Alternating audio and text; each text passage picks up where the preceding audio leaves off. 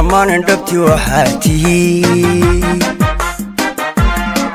kuwii dhiigga noo horay dalka noo dhisay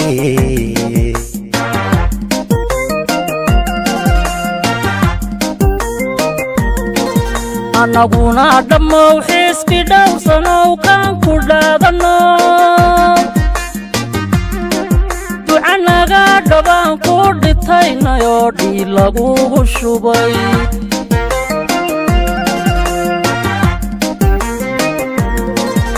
kulmiyow dhammaan dhabti waxaa tihiin kuwii dhiigga noo horay dalka noo dhisay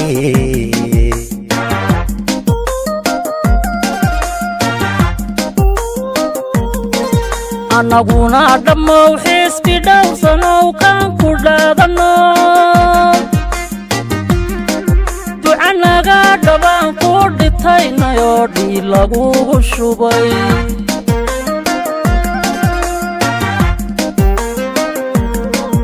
caalankaagu dhidib taaladaadu dheer xukunkaagu dhaxal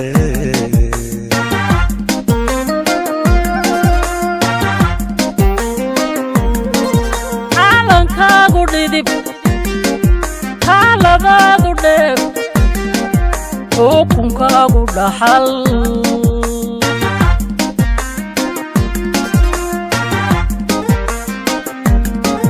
kulmiyow ha dhicin weligaa dhisnow kulmiyow ha dhicin weligaa dhisnow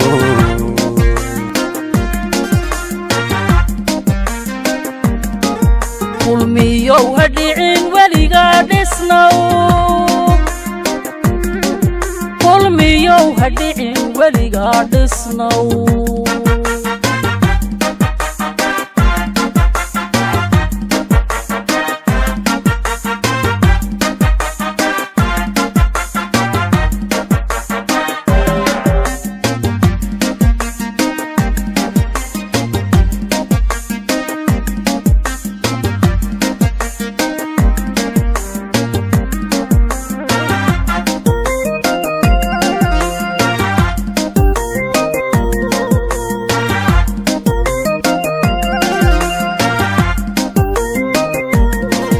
kulmiyow dhaliil adigona ku dhici sharci lagu dhawiyo tacab lagu dhergaba meedu dhiira noqo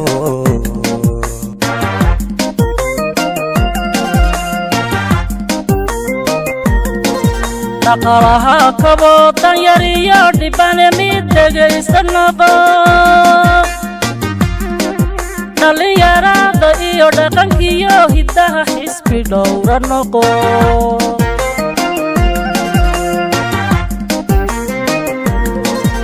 kulmiyow dhaliil adigona ku dhici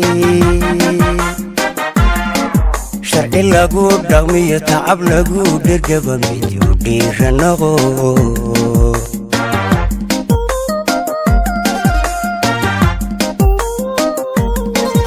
dhaqaalaha kabo danyar iyo dhibane mid dhegaysta noqo dhalinyarada iyo dhaqankiyo hiddaha xisbi dhowra noqo gudoomiyaha golaha wakiilada madaxweyne ku-xigeenka xubnaha labada gole ee xeeldejinta golaha xukuumadda madax dhaqameedka xubnaha golaha dhexe dhammaan intaa kala soo timid carruur iyo reer hore rag iyo dumar ee maanta ka soo qayb gashatay ama soo sharaftay shirka ah oo aanu aad iyo aad ugu mahadnaqayno una soo dhoweynayno safiirka dalka Itoobiya mudane Shamsuddin safiirka dowladda Jabuuti mudane Xuseen Kawaaliye waxaa kaloo si aad ugu soo dhoweynoo kaliyaalaaba wafdiga culus ee ka socda xisbiga xaakimka Jabuuti RBB ee uu hogaaminayo سكتون إدريس حسن إدريس قوليد أبتدون ما يحضرون لما أنت سكايا لابوس الدوال دبلوماسيين تصفيرنا يورث هيج بوتي وحملها Soomaalida sheekooyin bay leedahay waxa la yiraahdaa jiilaal tuuga oo dhaankiga ka maqan yahay ragina dhaankiga ku maqan yahay ayaa martin urus oo salaadiin iyo leh soo martay dabeetana haweenkii baa dadaalay arbay oo qaleen alicad amriyo way u dubeen hawshiga ku raagtay odayaashii oo goorta bayaaban ayay u tageen islaamtii sadooda ahayd waa tiri waanu baahanay oo rag la'aan baa leh raggii baa naga maqan waa dubayo oo biyo la'aan baa leh markaa waxaan leenahay haddii sidii dowladihiinii iyo kuwa arki jirteen safiirada dalalka badan soo maray shamsidiinoodaga ka yahay ee loo soo dhaweyn jiray ambaasadarada iyo safiirada iyo brotokoolada hadday waxa qaldan yihiin waa dee qalankaasaan nahay jiilaalka jooga ee intii xogtayna jaararka iyagina aanay weli gartooda adduunka gaarsiinin ee nolosha wada taasay naga tahay qalbiga iyo laabta ka soo dhawaada hadday wax laga qaldameen waxaa kaloo maanta farxad inoo ah oo taariikh inoo ah inay nagala soo qayb galaan maanta oo iboolama joogaan safiiro dowladii jaarkeena ah oo aynaan ku tarjumayn afkeenu ka hadlay waxaa ka sii wanaagsan in labada safiir ee maanta labada dowladda jaarkeena jooga oo ilaahay waxa ugu mahadiyo taariikhda qoraysa inuu mid waliba habariyartii iyo inaabtidii iyo adeerkii uu ugu yiri goorame oo isagu laftiisu u baahanaa in xaaladaha hoosaya taasi waxayna tusisaa geeska ee dalalkan afrikada ee la qaybiyo waxay isu yihiin xadku ha qaybi yurubka dagaalkii labadaa adduunka ka bacdi waa la qaybi midba meel baa loo gooyey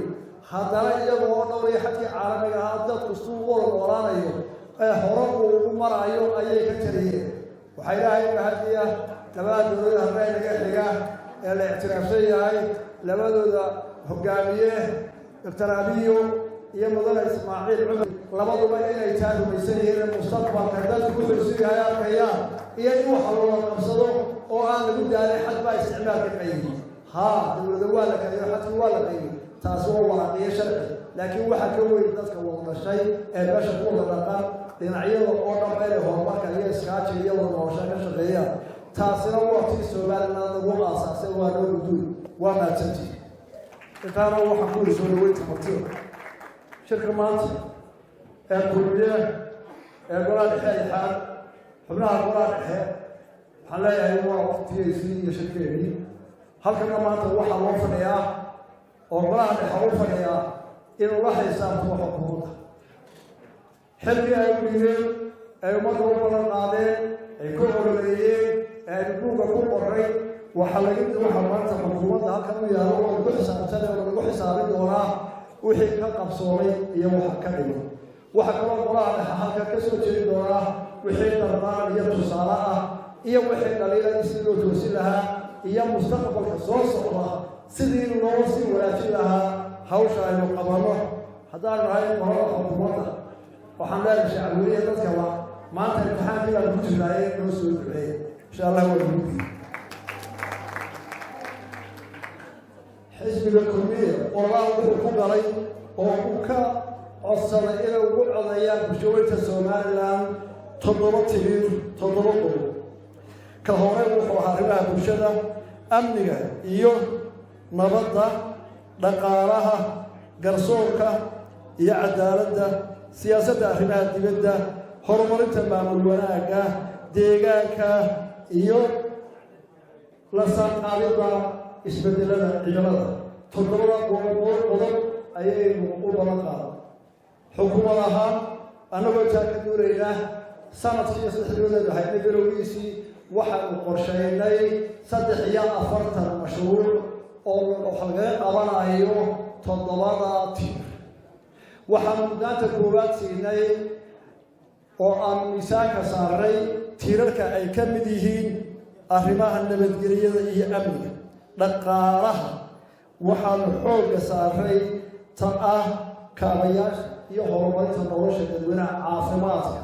وحبرشها سيد الرياضة الشاقة لوجه لها ذلك إيرو بيوهي الإس بيوهي لها أفضل سال الميزان كوي صاري قال كلامه وحي يربى وحتى وحنا مكر قارني سيد أكل مديه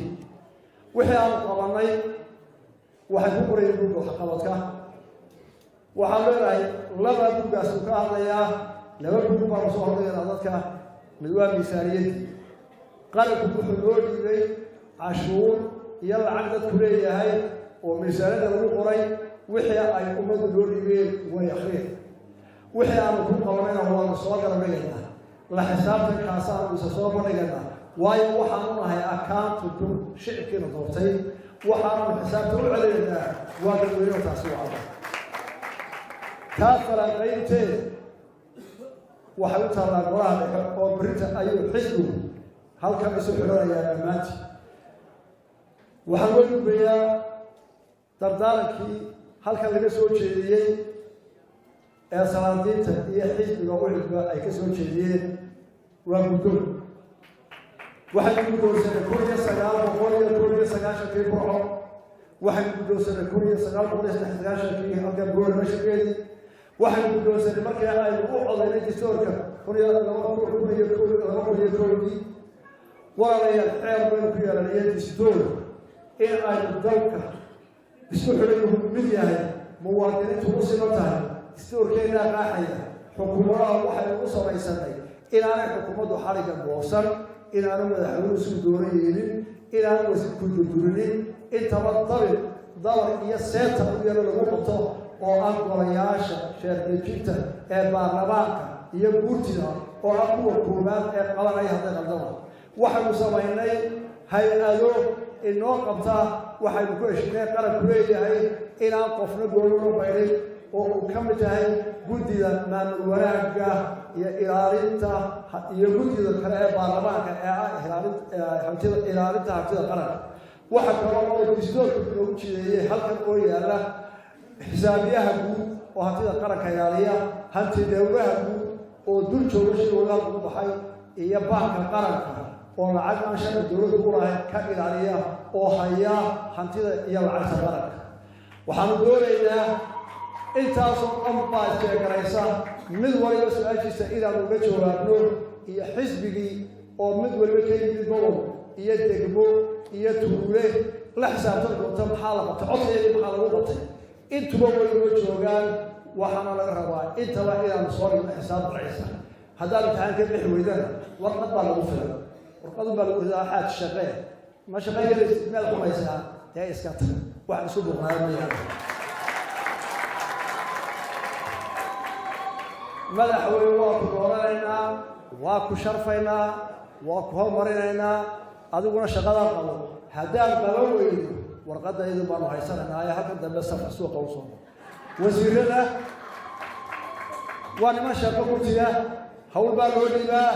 haddii la garan waayo uma dhalan ma dhaxlaayo ma laha wasiir hawsha qabowda oo banahel baa qabanaya nasiib wanaagga kulmiye ka soo baxay waxa weeye qof kasta oo xilkii la yidhi balbanee laga yaabo inuu dhibsado ama uu in badan shaqooyin tirsanaya inuu daayo qofkii laga bedelay weli qof kulmiyaanta xiloo dhiibay ka carooday oo ka cararay ma jiro waayo dadka kulmiye mas-uulka u hayaa heer kastaba ha ahaadee rag iyo dumar shaqada waxa u hayaa wadaninimo iyo inay dadkooda dhisaan uma hayaan inay qof ahaan uga faa'iidaystaan taasina waa mabda xisbiga kulmiye oo la wada ogi intaa waxaa maanta inoo yaallaa ee ina hor yaallaa waa doorasho sida uu sheegay amni ama cid waliba tiri mas-uuliyadda doorashada hogaaminteeda iyo mas-uuliyadda koowaad waxaa leh xukuumadda waxa siina madaxweynaha waxaa leh xisbiga kulmiye marka dambena waxaa la leh xisbiyada qaranka laba xisbi oo dastuurku awooddaasiga inay wadaagaan waxaa la leh bulshaweynta oo cid walba leh haween dhalinyaro suldaan madax dhaqameed maalqabeen reer miyi beeraley dhammaanteen waa inuu ku wada howlgalaa doorashada walaalayaal waayo waxay adduunyadu ka maarmi weyne innaguna aynu ka maarmi weyne oo disteerkooynu jideeyey in qofka la dooran kara ay ugu badan tahay 5 sano oo keliya 5 sano ka bacdi waa in la bedelaa waa dastuuri haddii dastuurka la dhaafo bad baynu gelaynaa iyo sharci darro oo fiirsada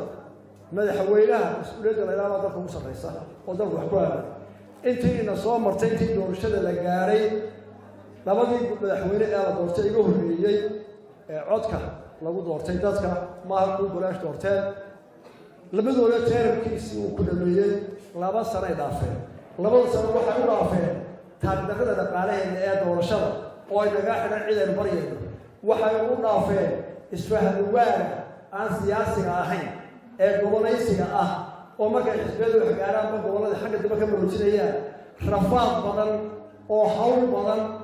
oo lagu daaray oo ragii ku daaray halka maanta way ugu cadami oo ahaa gudoomiye u horeeyay komishanka u horeeyay dhibtooda ay naga soo saareen komishanka ay isagu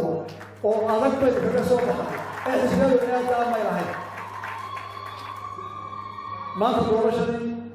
waa tiirka koowaad su'aalaha waa imtixaanka Soomaaliya u yahay doorashadaas waa labadii doore mid ka weyn 15 sano fadhiya distoorka shabuuji golaha guurtida dhaxal baa u baray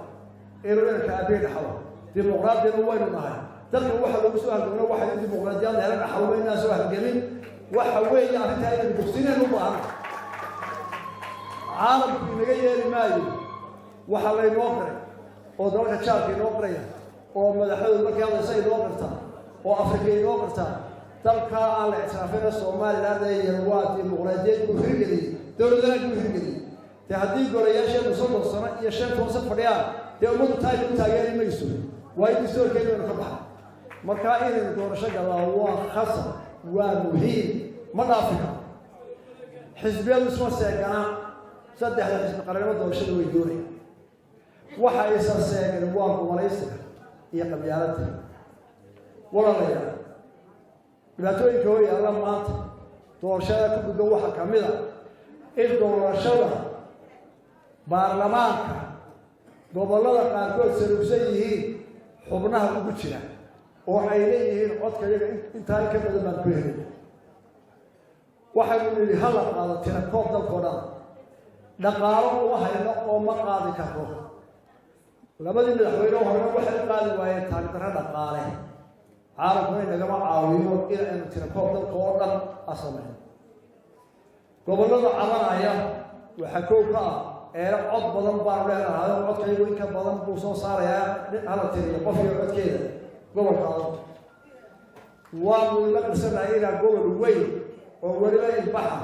oo dawladda jecel oo qof walba waliba doorashada ka qayb qaato oo tiro badan keentaan Soomaaliland way inuu gashay walaalayaal gobolada la midka ah ee bari gaab waxay ka weyntahay gobolka awd iyo gabiil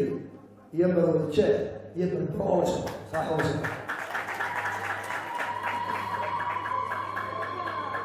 haddana codkoodu uma dhacas codka galbeed waayo horta waa dad balaaran dadka waa reer guuraa booliska stationka ceergaabo sare laga codeeyaa wuxuu isu jiraa 20 kilomitir labada booliska station waraaqa lagu ridaa waxay isu jiraan 20 qaar baa soddon isu jira qaar baa ka badan waayo dadku waa reer guuraa waa u furan sanaagoo kale qayb dhan oo xagga buuraha iyo xeebta ah wadooyinka maraa waa mid iyo laba geelweyta tabaca magac beelay dalka intiisa badanba wadda ma marto ma hayna awoodii wadooyin ay ku footayaan ku yimaadaan aan u helay ma hayna diyaaradaha ku turo lagu qaado sabuuq oo ku geeyo meel ay kala degan yihiin ma aha wadadii codkoodii baa soo baxay dalkoo baahsan oo inta badan oo maaha ama buuraleeya oo aan horumar laga gaarin marka waxaan leeyahay hargeysa iyo awr hadday yiraahdaan intaas oo cod loo soo baxay intaas oo cod haleeyahay haddii la tiriyo codadkiina doorashooyinkii dambe soo baxay oo la isu geeya awdal iyo Hargeysa ma waxaynu ku wadi karaynaa dalka iyagoo 60 in ka badan oo xildhibaan cod ku joogaan dalkana ay ka yihiin 20% marka loo eego labada siyaasadda iyo hogaaminta iyo isbaayada mutaama ogola ama dawladdu waa inay dadka oo dhan wada gaarsiisaa doorashada oo si siman qof walba u samaysaa intay boolisu jiraan police stations galbeedka 100 mitir 200 mitir waa inay dawladdu wada gaarsiisaa baa la saaraa ma hayna awoodeeda dalkeeduna ma laha sidaa darteed ummadda Soomaaliyeed maanta ka bilaabay isugu timidaalka ee dhammaan madaxweyne saddex door qaran waxaa ku dhaca shacbi weyne martida xisbiyada oo dhan ay waxa la rabaa Hargeysa awdal galbeedku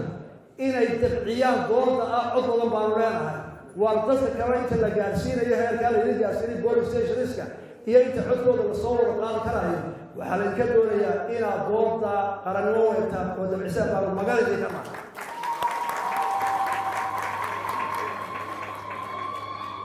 waxaan u baahanahay waxa yar eegaysa aad way iga dhiman yihiin inaad u eegto qaranka maxaa ka mid haddaynu ku rugno doorashada laba kursi aan helaado iga dhiman iyo afar kursi baan helaado iga dhiman waxa ka wanaagsan inaad tiraa qaranka inuu doorasho galaba igu horeysa waxa kale oo talabaad taasaan maanta iga fadhiyo uleeyahay doorashada taa hortaagan ee goboladu si codka u kala badsanaya halkaasaan dhigayaa waana idoo taala si qaran baa loo eegaya xisbiga dhexdiisa markii la lahaa hal la geeyo boorama shirka waan ii sheegay shalay waxaan ku leeyahay madaxda ka soo jeeda awdal iyo maroojeed gabi may soo jeedin in la geeyo halka waayo xujay doonay xujo ayay rabeen waayo waxay yiraahdeen dalkana boqolkiiba 20 baa ka tihi dadna idinku baa iscajabiyay oo waxa tiraadeen gabriel madaxweyne booramana ku dhigeen waa boqolkiiba 20 suldaan buu wuxuu hadduu madaxweynuhu sida yahay booramana ha noqoto caasimada labaad oo hadday Hargeysa madaxweyne noqoto oo ku-xigeen boorama noqoto oo madaxweyne Hargeysa noqoto oo beero tan noqoto dalkina aynu 20 ka nahay Soomaaliland kale maxay u oranaysaa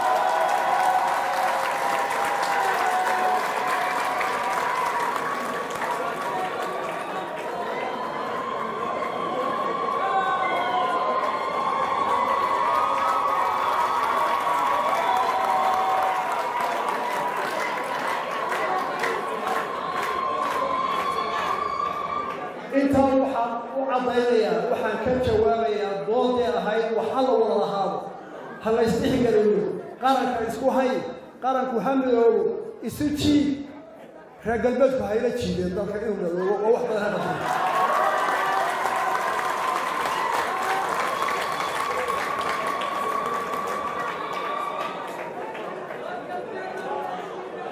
Hargeysa waxa ka footeeya marka foodku dhacayo gobolka Maroojeed iyo gabriel marka ay soo daro waxay soo baxaan boqolkiiba 3 iyo 40 codka dalka laga qaado booramana waxay soo baxdaan 6 boqolkiiba oo u dhiganta inta badan boqolkiiba cod baa ka codeeya Afrika marka dhinaceeda marka la isku daro labadooda 3 iyo 40 iyo 6 isku daro waa sagaal iyo 50 xildhibaan oo hargey boqolkiiba isu jiray dalkii maxaa lahaa markaa كان أصبره وحن بديا الرماك على قدر ضربي الله هذا حرتا بري هوري وحلاين على جل حكمة قبل أنا واحد أنت بدأت تجري فن التفرد عليه كم عضو كلام وقبل تجري فقاسا على جو عرفه حسن شيخ مؤمن مركزا قبس لقى قاتل الله إلهي بهدي dhalinyarada la yiraahdo xidigaha oo aad u yar galgooda oo dhashay sagaal dhigay maanta laba hal qabsibay aniga ii dhiibay oo lamida ku tiin cadiya ay dhiibayeen odayaasha gabeesha waxay la yiraahdeen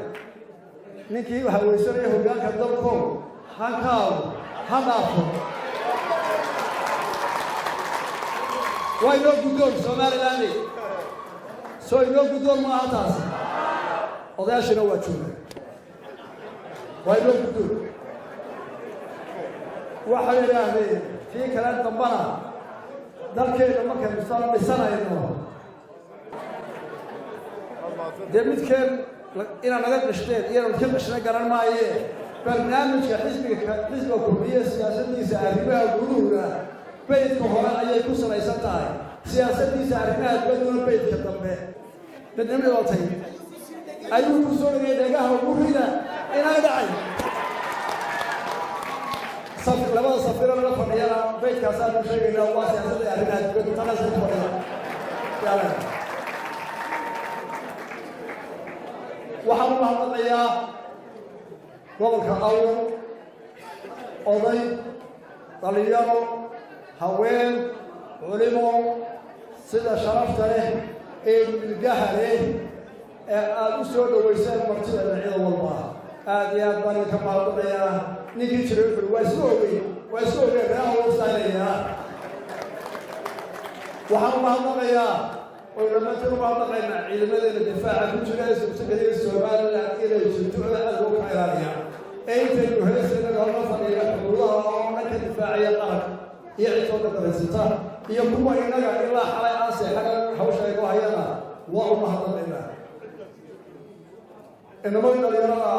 يا أموالتي وويناي إلا هالشيء لما تسوي شيء إدتها ويناي وحنا شيء بس كحل تجيبين وما هذينا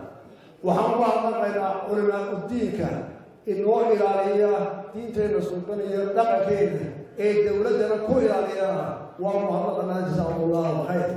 وهم هذينا ملاحظة قامتك دمت يوم مضى واحد تاع سوحيا دولته هذا بربريسنا قبل عيانا ما نحن قررنا هو ما تقينا ولي واحد مشقيا يقول دولته واحد على الماكين نفط ظهورها جزاهم الله خير وحمد الله ما القبائل السوماليلاند وما شاء الله خد فكري يقوم بها هيسن يقوم شورنا هيسن يقوم الاعتراف صنعي أول تقاليد وأولي أدوك إلى واحد إليه dalkooda heerkaa gaarsiiyey waa lagu mahadnaqayaa waxaan soo qudarayaa inay ka qayb qaataan shaqagelinta dhalinyarada oo ay warshadeen oo abuuraan iskaashadaan intaana waa furaya ugu dambayntii mahadnaqa ballaaran oo intaas oo dhan oo la isu geeya waxaynu u mahadnaqaynaa hableheena iyo hooyooyinkii waa aynaan la-aantood marka hore jirreenba la-aantood محبوب الشيء اللي قرأته واحد والله ما بكره ما سوى ما حوشة كلك وهي أنا بعيدة فلا وما ضمنا وحنا الآن ما ضمنا مكلا هناك وقول كقول الشيء شيء ما هو ودلال بدل الشيء يوم يلا كره إلا حي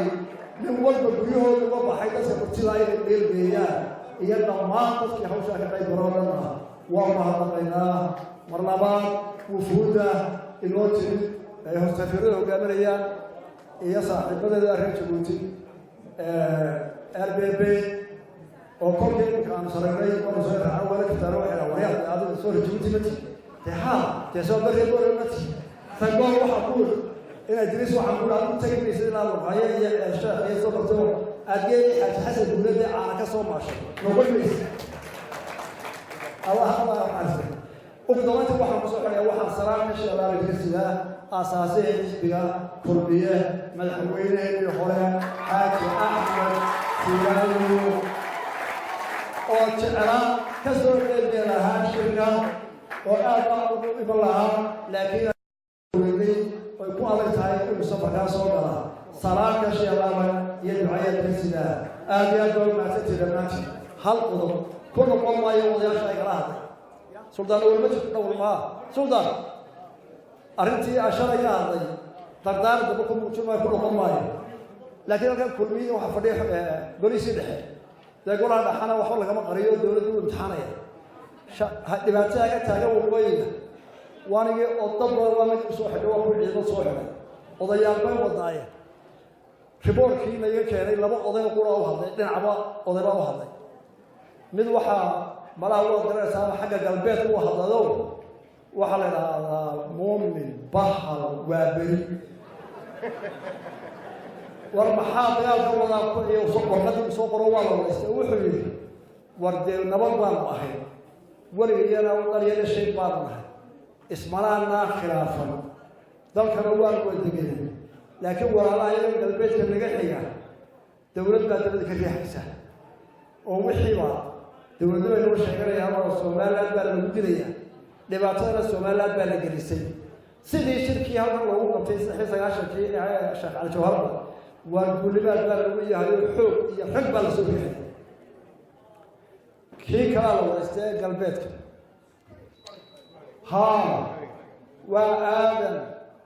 وآدم أراد يبال بلغ سجنا ولما ذا سوري لقد قرأت فوق واسوسيتي لبض واسوسيتي لبض بدو قلوا هذا وحوي وردانا السومال هذا اللي بديه نكير فوق ورد أنا بيجي متقارن نكمل حوالي عن سوق المسا تيجي واحد اللي بديه واربحان اللي بديه أنا السومال هذا اللي بديه هذا أم والله تبرئي عايش يا سلطة هاي سونا جرعنا معه تبي تناسلي لو قبضي شركي هكذا لو قبضي بورمي تسوي مدحوريال ما يناسله تأنا وعليك صوب برو اللهم نبي الناس كاس سهل خيارة قدر ورأبتهم بجد الناس كانوا تقريبا من غير قوبي وحيو لو مسكين لو ورسيل عبان وقدر هنبحث ونمشي ريا وربنا نجد قبله labadii qolobo Soomaaliland bay ka cawdeen labadii qoloy sayida